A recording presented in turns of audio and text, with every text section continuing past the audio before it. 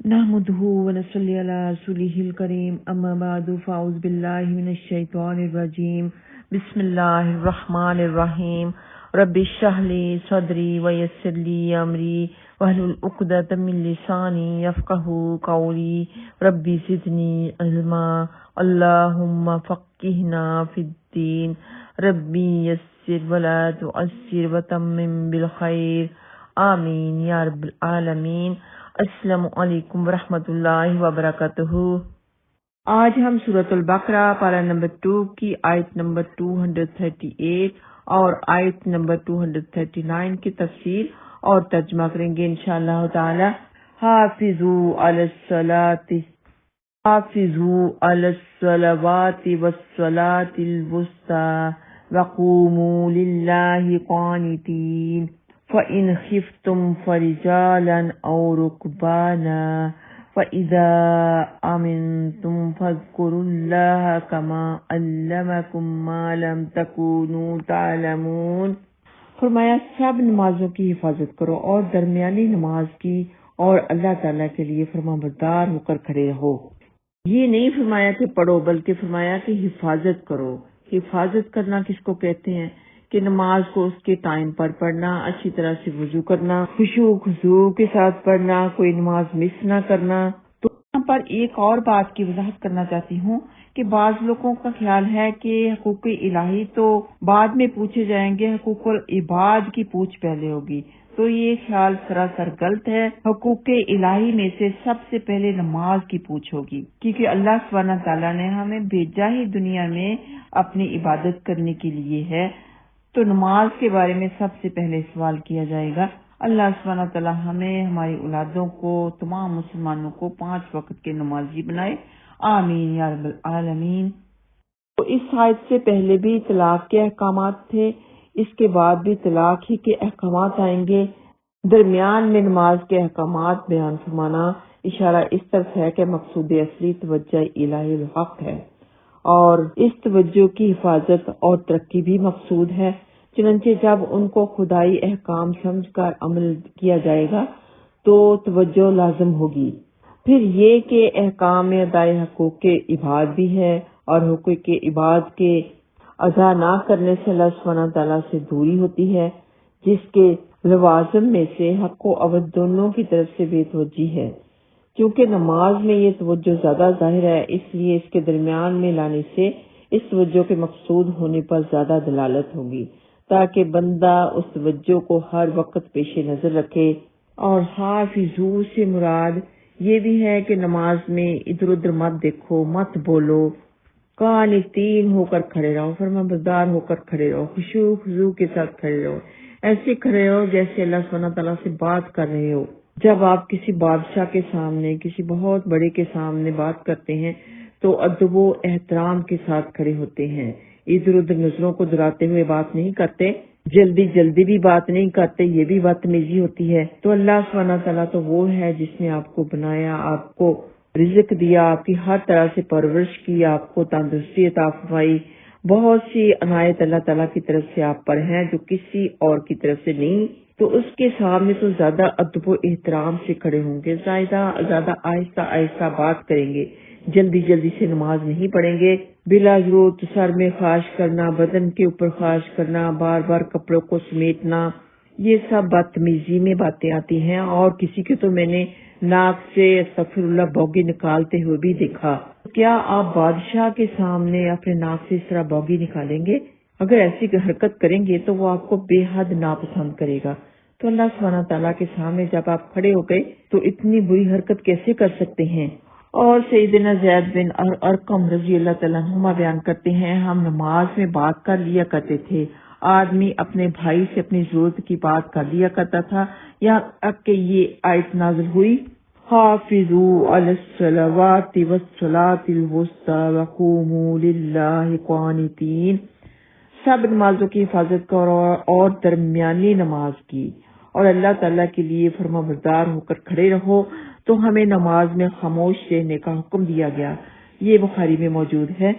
اور نماز کو وقت پر ادا کرنے کے بارے میں حدیث ہے صحیح بخاری کی کہ سیدنا عبداللہ بن مسعود رضی اللہ تعالیٰ عنہما بیان کرتے ہیں، میں نے رسول اللہ صلی اللہ علیہ وسلم سے سوال کیا تمام اعمال میں اللہ تعالیٰ کو سب سے محبوب عمل کون سا ہے؟ آپ صلی اللہ علیہ وسلم نے فرمایا نماز اپنے وقت پر ادا کرنا۔ تو اللہ سبحانہ تعالیٰ کو بے حد پسند ہے کہ نماز کو اپنے وقت پر ادا کیا جائے۔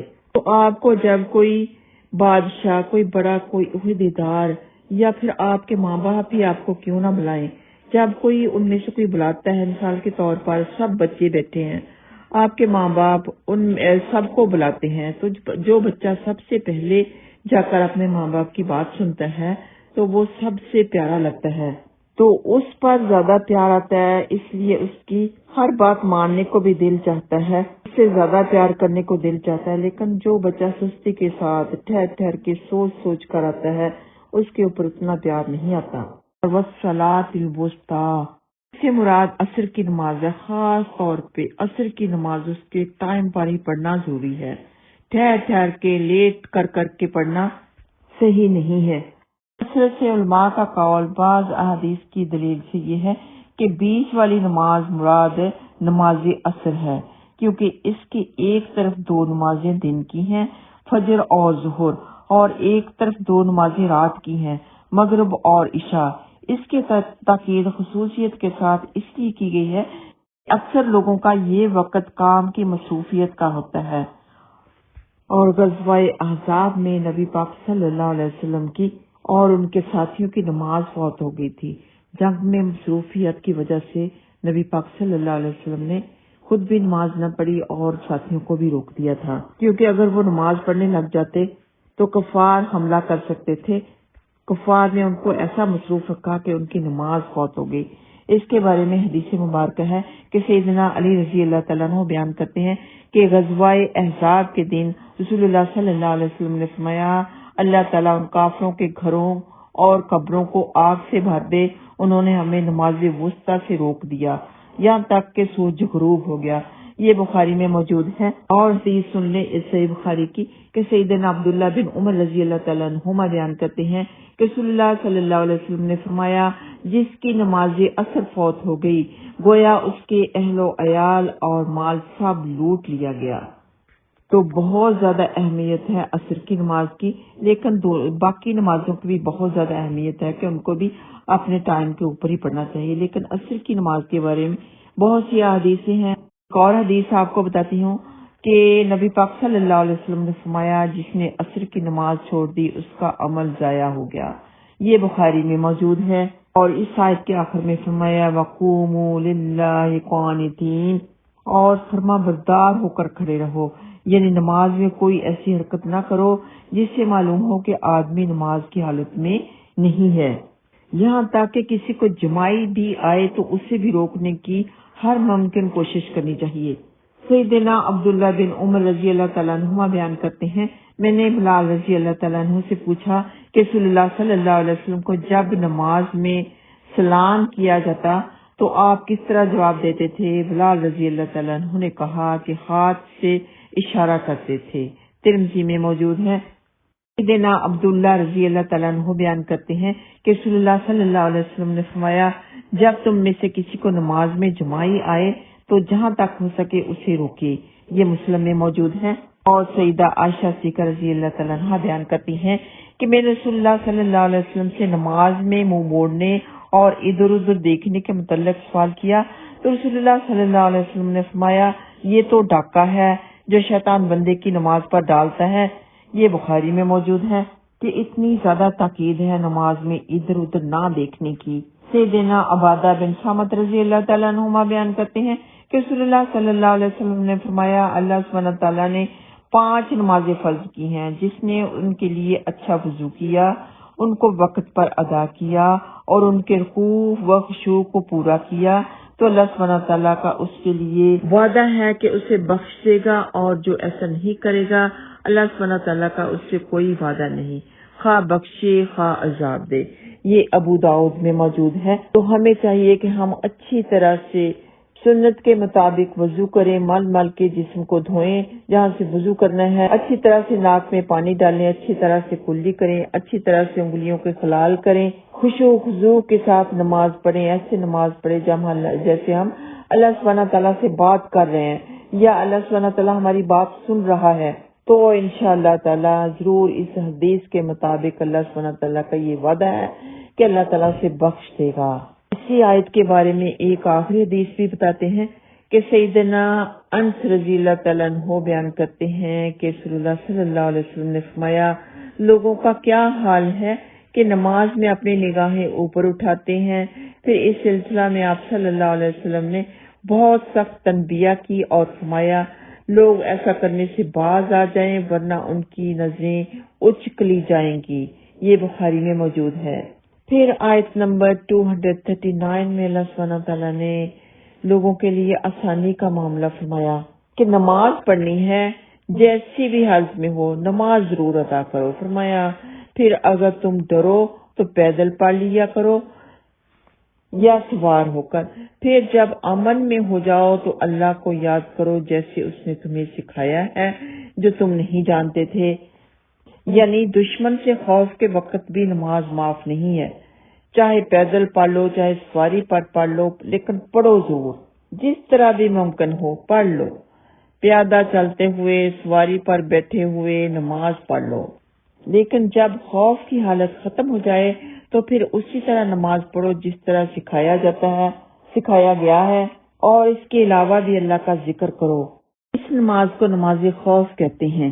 نافع بیان کرتے ہیں کہ اگر سیدنا عبداللہ بن عمر رضی اللہ تعالیٰ عنہ سے نماز کے خوف کے بارے میں پوچھا جاتا تو آپ اس کا طریقہ بیان کر دیتے، پھر فرماتے کہ اگر خوف بہت زیادہ ہو تو پھر پیادہ ہو یا سواری پر، قبلہ رخ ہو یا نہ ہو، جس طرح ممکن ہو نماز پڑھ لو۔ نافع بیان کرتے ہیں کہ میرا خیال ہے کہ سیدنا عبداللہ بن عمر رضی اللہ تعالیٰ عنہما اسے نبی کرم صلی اللہ علیہ وسلم کے حوالے سے بیان کیا کرتے تھے۔ یہ بخاری میں موجود ہے۔ بخاری کی ہر ایک حدیث اتھینٹک ہوتی ہے اور مسلم میں بھی موجود ہے۔ اور صلاۃ الخوف کی نماز ضرورت کے پیش نظر پیادہ اور سوار دونوں حالتوں میں ادا کی جا سکتی ہے۔ صحیح احادیث کی روشنی میں اس کی تعداد 4 اور 2 کے علاوہ 1 رکعت پڑھنے کا ثبوت بھی ملتا ہے۔ احادیث میں اس کی مختلف صورتیں مذکور ہیں۔ ایک حدیث میں ہے کہ نبی کرم صلی اللہ علیہ وسلم نے ایک گروہ کو 2 رکعت نماز پڑھائی، یعنی نماز خوف پڑھائی، جبکہ دوسرا گروہ دشمن کے مقابل رہا۔ یہ پہلا گروہ ہٹ گیا اور دشمن کے مقابل ہو گیا اور دوسرے گروہ کو 2 رکعت نماز پڑھائی، تو اس طرح نبی اکرم صلی اللہ علیہ وسلم کی 4 رکعت نماز ہوئی اور دیگر لوگوں کی 2 رکعت۔ یہ صحیح مسلم کی حدیث نمبر 843 میں ہے۔ سیدنا عبداللہ بن عباس رضی اللہ تعالیٰ عنہما بیان کرتے ہیں کہ اللہ سبحانہ تعالیٰ نے تمہارے نبی کی زبان حضر میں نماز کی 4 رکعتیں، سفر میں 2 رکعتیں اور حالت خوف میں 1 ہی رکعت فرض قرار دی ہے۔ یہ مسلم میں موجود ہے۔ تو حالت خوف میں بھی نماز آپ نے مس نہیں کرنی، چاہے 1 ہی رکعت کیوں نہ ہو۔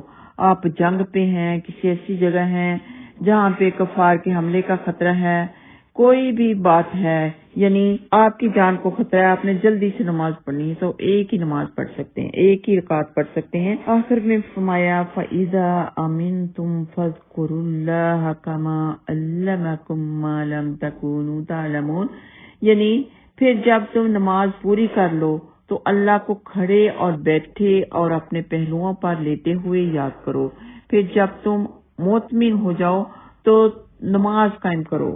بے شک نماز ایمان والوں پر ہمیشہ سے ایسا فرض ہے جس کا وقت مقرر کیا ہوا ہے، مقررہ وقت پر ہی پڑھنی ہے، وقت کے اوپر ہی اس کو پڑھنا ہے۔ سیدنا مالک رضی اللہ تعالیٰ عنہ بیان کرتے ہیں کہ رسول اللہ صلی اللہ علیہ وسلم نے فرمایا، نماز اسی طریقہ سے پڑھو جس طریقہ سے تم نے مجھے نماز پڑھتے ہوئے دیکھا ہے۔ یہ بخاری میں موجود ہے۔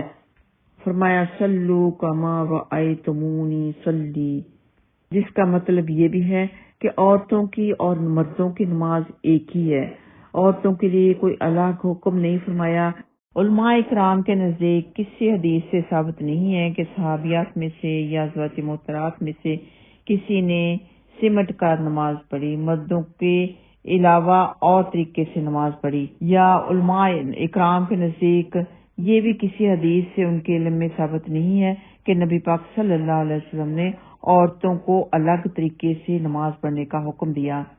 اگر یہ ضروری ہوتا بتانا کہ عورتیں سمٹ کے نماز پڑھیں اور مرد سمٹ کے نہ پڑھیں، مرد ایسے پڑھیں جیسے نبی پاک صلی اللہ علیہ وسلم نے پڑھی، تو ضرور کسی حدیث میں ہوتا، ضرور یہ بھی ہم پر واضح ہو جاتا، جیسے کہ ہم پر واضح کر دیا کہ ہم پردے کے ساتھ نماز پڑھیں، اوڑھنی لے کے پڑھیں، اوڑھنی کے بغیر نماز نہیں ہے۔ اگر ہمارے لیے سمٹ کر پڑھنا ضروری ہوتا تو یہ بھی نبی پاک صلی اللہ علیہ وسلم ضرور فرما دیتے۔ یہ آتے ہیں لفظی ترجمہ کی طرف۔ حافظو، تم سب حفاظت کرو، علی الصلوات، نمازوں کی، والصلاۃ الوسطی، اور درمیانی نماز کی، وقوموا، اور تم سب کھڑے ہوا کرو، للہ، اللہ کے سامنے، قانتین، سب ادب اور قانتین کے ساتھ، ادب و احترام کے ساتھ۔